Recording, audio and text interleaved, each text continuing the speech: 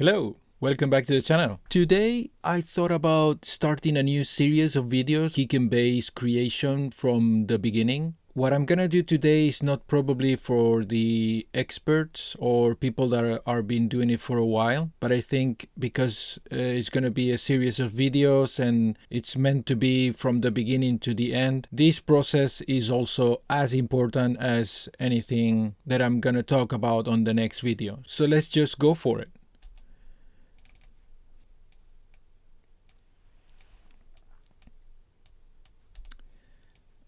I'm leaving myself a little bit of space at the end, exactly 13 milliseconds.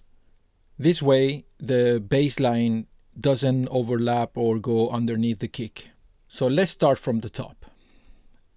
We need to avoid randomness on the waveform.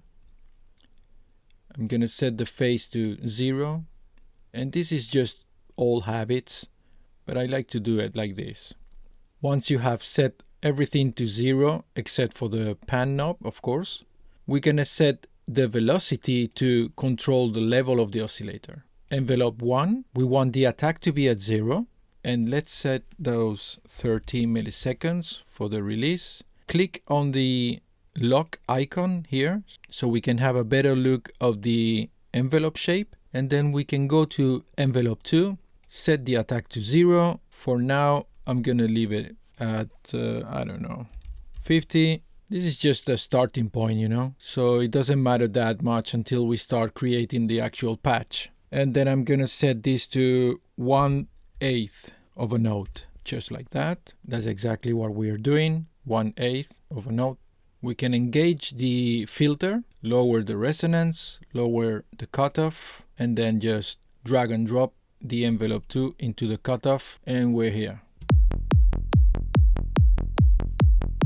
So now, first thing I noticed was the lack of volume. It's really low in volume compared to the kick.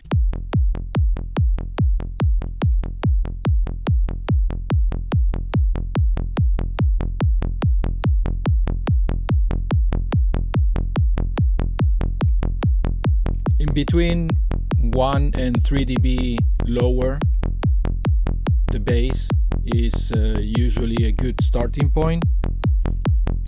This is going to be all for today, but this is very important. The way we have set up our Serum right now is just to have a better starting point, so we are kind of in the ballpark. The same way we did with Kick 2 last week. I think it was really important to cover this topic again. And as we start processing the sound, we will keep on tweaking kick and bass and grouping. So we have a kick and a bass that can most likely be used on a track. Although sometimes I spend the whole weekend on kick and bass, and at the end of the day I won't use it because it's not a particular style of music or vibe, whatever you want to call it, that I feel like I can make music with it.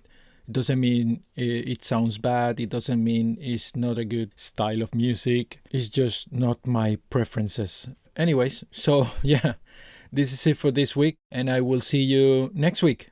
Ciao.